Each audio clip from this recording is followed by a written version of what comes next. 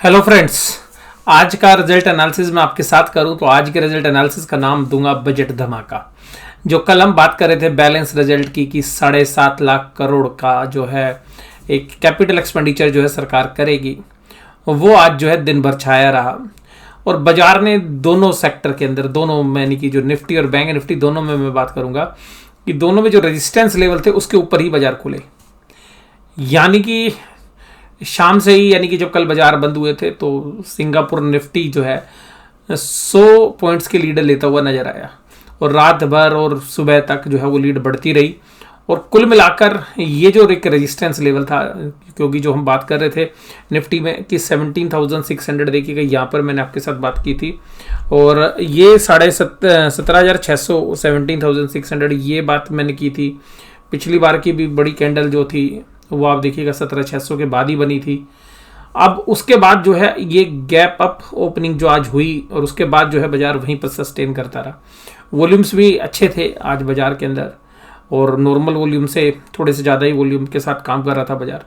तो कुल मिलाकर जो शॉर्ट्स थे जो 17,600 तक जो है स्विंग ट्रेड करते थे, तो वो जो 17,600 पे शॉर्ट पोजीशन बनाते थे वो सब आज शॉर्ट कवरिंग का शिकार हो गए।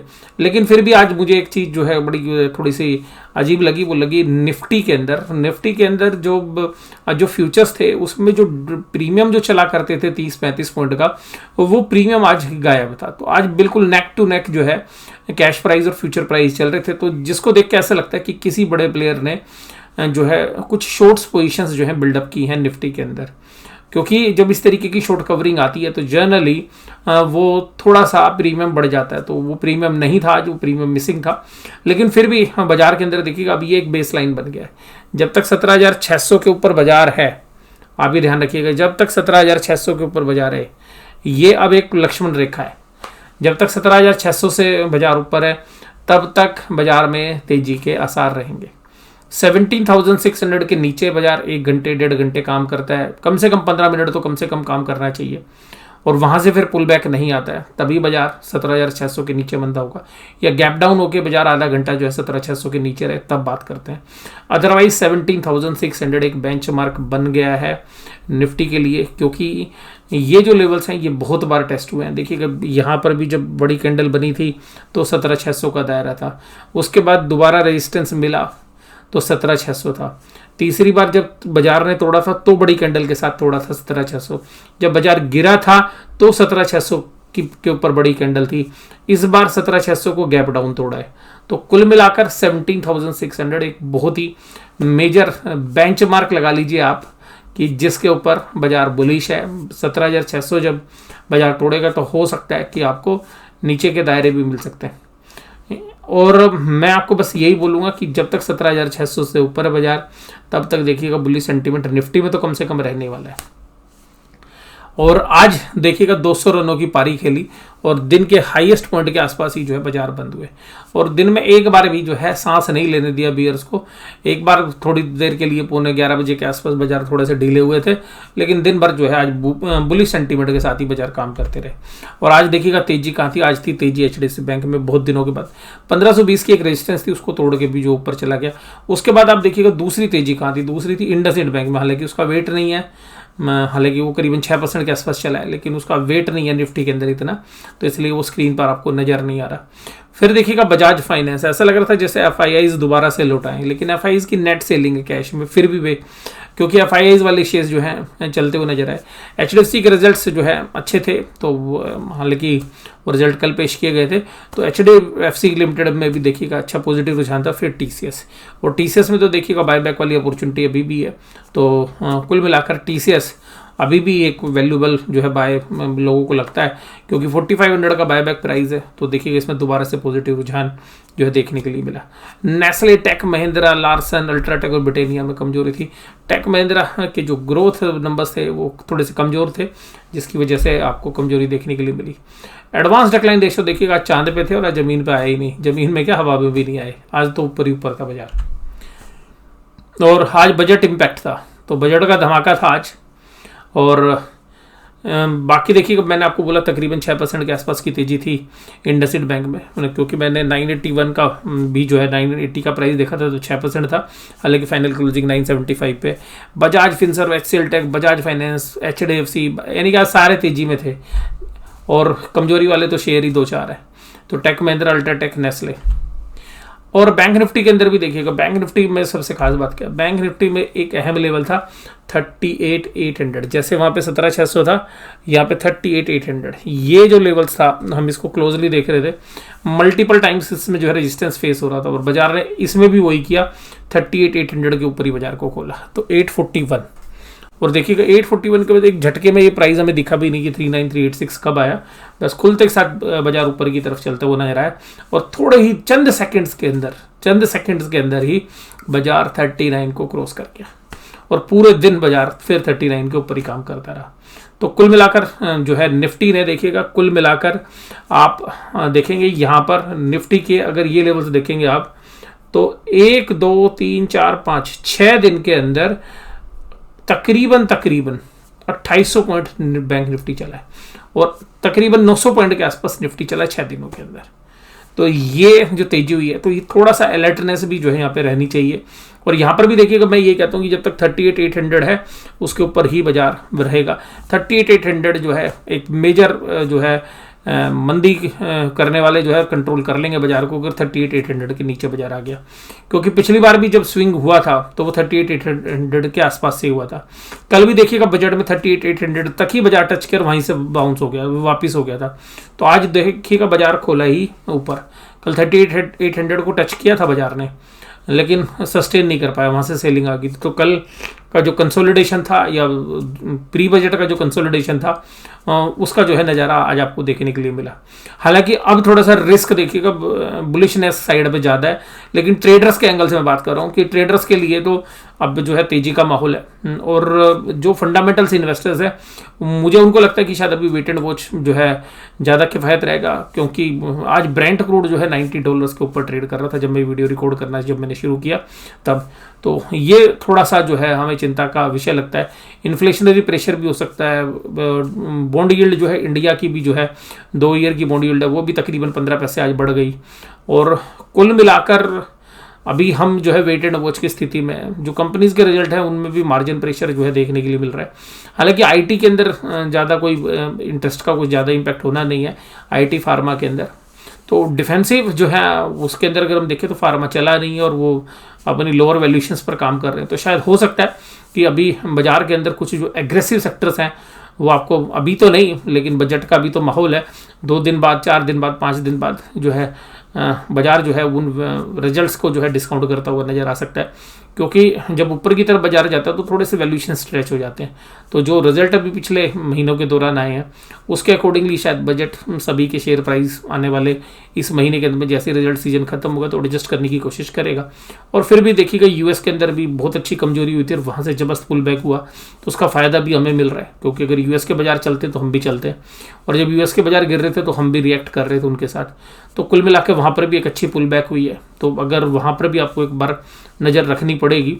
और जब तक मुझे लगता है कि 38,800 है, हालांकि पोर्टफोलियो में शेयर्स डालने का टाइम जो है सबसे किफ़ायत तब होता है जब 3-4 दिन बाजार लगातार टूटते हैं, तो तीसरी जो गिरावट होती है वो शायद मुझे लगता है कि शेयर प्राइस अच्छे होते हैं खरीदने के लिए, जो लोग इन्वेस्टमेंट करते हैं उनको मैं बता रहा हूँ, और ट्रेडर्स के लिए शायद इससे अच्छे दिन नहीं होंगे कि आज जो है क्लियर ट्रेंड था वो बुलिश पे और वो सुबह से ही हो गया था, यानी कि किसी की मंदी की पोजीशन थी कल की तो उसको तो निकलने का मौका ही जो है बाजार ने दिया, और दिया तो वो 10 मिनट तो बाजार आदमी तो सोचता है कि यार अभी इधर पोजीशंस होंगी, अभी 10 मिनट तो बाजार देखता है, क्योंकि सुबह के 15 से 20 मिनट के ट्रेड्स जो होते हैं वो जनरली परसों के पिछले दिन की जो है सेटलमेंट होते हैं, तो इसलिए उन पे ज़्यादा जो है लोग जनरली रिएक्ट करते नहीं है। जो ट्रेडर्स हैं वो तकरीबन आधा पौने घंटे के बाद ही जो है ट्रेड शुरू करते हैं, तकरीबन 10 बजे के बाद ही करते हैं।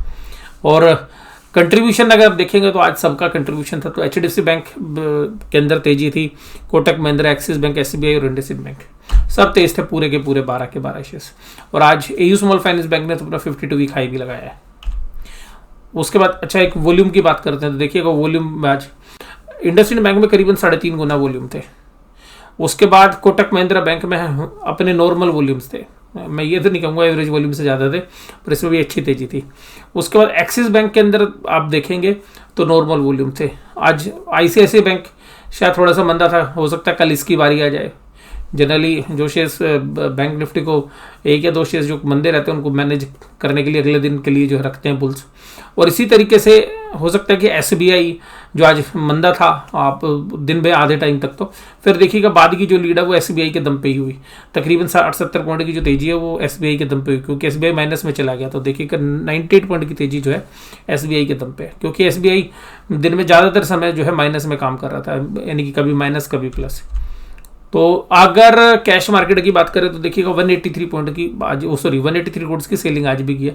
लेकिन आज देख के लग नहीं रहा था, जब बाजार में ट्रेड हो रहा था तो बाजार में एक समय भी ऐसा नहीं लगा यार आज FIs तो खरीद रहे होंगे, ऐसा लग रहा था। लेकिन आज DIIs ने भी ज़्यादा माल नहीं खरीदा, तो ये बाइंग आई कहाँ से है? तो ये बाइंग आई है मिस्टर इंडिया, HNI इन्वेस्टर्स, हमारे रिटेल इन्वेस्टर्स, सब ने मिलके, या हम बोल सकते हैं कि जो प्रो अकाउंट्स हैं ब्रोकर्स के, वहाँ से शायद जो है बाइंग थी आज। उसके बाद अगर हम इंडेक्स की बात करें तो इंडेक्स में देखिएगा FIs ने अपने इंडेक्स जो है शॉर्ट्स लगातार कवर कर रहे हैं, ये भी डर गए हैं और अपने शॉर्ट्स कवर करते हुए नज़र आ रहे हैं। इंडेक्स ऑप्शंस भी इन्होंने बाइंग की है। इसके बाद स्टॉक के फ्यूचर्स देखेंगे तो स्टॉक के फ्यूचर्स भी इन्होंने कवर कर लिए। तो FIs उतने एग्रेसिव सेलर नहीं है जितने पहले थे, तो FIs भी थोड़ा सा बैकफुट पे काम कर रहे हैं। पुट कॉल रेशियो देखिएगा निफ्टी की 1.64 है। ऐसी रेशियो देखिएगा कभी कभी इंडिकेट करती है कि एक फॉल आ जाता है, तो ध्यान रखिएगा जब भी अगर आप तेजी का सौदा करें। स्टॉप लॉस माय डियर ध्यान रखिएगा 17,600 का स्टॉप लॉस अगर तेजी खेलते हैं तो। हालांकि ऑप्शन चेन में काफ़ी अच्छा बिल्डअप बना हुआ है, बट क्योंकि पुट कॉल रेशियो में 1.64 की पुट कॉल रेशियो काफ़ी ज़्यादा, मतलब मैं आपको यही कहूँगा कि ज़्यादा मतलब ऐसी लगती है कि थोड़ी ओवरबॉट को इंडिकेट कर रही है। बैंक निफ्टी में पुट राइटर अब एक्टिव हो गए हैं, 1.15 है। तो अगर ऐसे केस में अगर फॉल आता है तो भाई साहब पुट राइटर बड़े फंस सकते हैं। तो पुट राइटर्स जिन्होंने भी पुट राइट कर रखी है थोड़ा सा अलर्ट रहिएगा, क्योंकि पुट राइटर्स को मैं अलर्ट इसलिए बोल रहा हूँ कि अगर बाजार गिरा और कल लास्ट की एक्सपायरी है तो डेल्टा बहुत ज़्यादा है पुट का, तो पुट के प्रीमियम एकदम बहुत तेज़ी से बढ़ सकते हैं। तो लास्ट दिन जो है ये रिस्क होता है, क्योंकि अब पुट राइटर इतने दिनों से तो गायब, तो कोई पुट लिखने के लिए तैयार नहीं था, सब डरे हुए थे। और आज बाजार में जब कॉन्फिडेंस दिखा तो लोगों ने पुट खूब लिखी है। अगर ये पुट FIs ने लिखी होती तो इनकी नेट सेलिंग आती, तो वो FIs की पुट है नहीं स्टॉक फ्यूचर्स में भी और इंडेक्स फ्यूचर्स में भी। तो अल्टीमेटली जो रिटेल की पुट राइटिंग्स है या HNI की पुट राइटिंग्स है, क्योंकि आज रिटेल और HNI जो है तेजी खेल रहे हैं, तो ये जो है कल का दिन जो है थोड़ा सा वोलेटाइल हो सकता है। बट मैं यही कहूँगा है तेजी का माहौल, लेकिन स्टॉप लॉस, और स्टॉप लॉस कटते के साथ आपको बताऊँ 38,800 अगर कट जाए ना भाई साहब, बाजार को 500-700 पॉइंट गिर देंगे FIs। और अगर 16,600 टूट गया तो भी 16,400 तक भी बाजार जा सकता है। हालांकि चांसेस बहुत कम है। देखिए मैं तो अपने दिल पे हाथ रख के कहूँ कि चांसेस कम है, लेकिन वो लेवल्स इतने अहम हैं क्योंकि वो इतनी मुश्किल से टूटे हैं बुल से। तो अगर बियर्स दोबारा से एग्रेसिव हो गए और उसके नीचे बाजार ले आए तो जो बुल्स की लॉन्ग पोजीशंस है ना वो बहुत ज़्यादा है। जैसे शॉर्ट कवरिंग होती है, तो आज तो शॉर्ट कवरिंग जो कमज़ोर दिल वाले हैं उन्होंने तो कर ली शॉर्ट कवरिंग। देखिएगा आज तो कितने FIs की शॉर्ट कवरिंग है, इंडेक्स फ्यूचर्स में भी और स्टॉक फ्यूचर्स में भी, लेकिन स्टॉक में नहीं की इन्होंने, इंडेक्स में तो कर ली। तो हो सकता है क्योंकि अपने शॉर्ट कवर करने के बाद ये कभी एग्रेसिव ना खेल जाए, क्योंकि FIs का डर ये होता है कि फिर ये सामान उठा के फेंकते हैं। क्योंकि इस बार इन्होंने सेलिंग भी नहीं किया ना 2 दिनों के अंदर, और बाजार आ गया ऊपर, तो 1500-1800 पॉइंट ऊपर आने के बाद जो ये 2,000 3,000 करोड़ का माल बेच रहे हैं तो वो नहीं बेच रहे। तो अगर वो सेलिंग आ गई तो वो थोड़ी चिंता का विषय जो है हमारी तरफ से हो सकता है। तो हालांकि टेक्निकल सेटअप तो पॉजिटिव हो गया है। अब अगर ऑप्शन चेन में भी देखें तो यार भाई साहब बुल्स इतने कॉन्फिडेंट है, 17,700, 17,650, 17,600, भाई साहब इतनी कॉल राइटिंग है, सॉरी इतनी पुट राइटिंग है, ऐसा लग रहा है देख के भाई साहब कोई बाजार को तोड़ ही नहीं सकता। 17,600 के 17,700 ही नहीं टूट सकता। मतलब अगर इन सबको देख लें, ये सारे ओपन इंटरेस्ट तकरीबन 2 लाख से ऊपर है, 2 लाख से ऊपर कॉन्ट्रैक्ट है। और वहीं पर कॉल राइटर्स तो भाई साहब गायब भी हो गए। कॉल राइटर कहीं पर है 1 लाख, तो वो केवल 18,000 के ऊपर है, 1,76,000, तो पहला रेजिस्टेंस यही है। उसका 17,900 पे भी 18,840 जो है, ये भी मतलब आप थोड़ा सा मान सकते हैं। तो मतलब यहाँ पे तो, और 17,800 एक छोटी सी रेजिस्टेंस है 75,000। तो 17,700 17,800 के बीच में बाजार बंद हुए।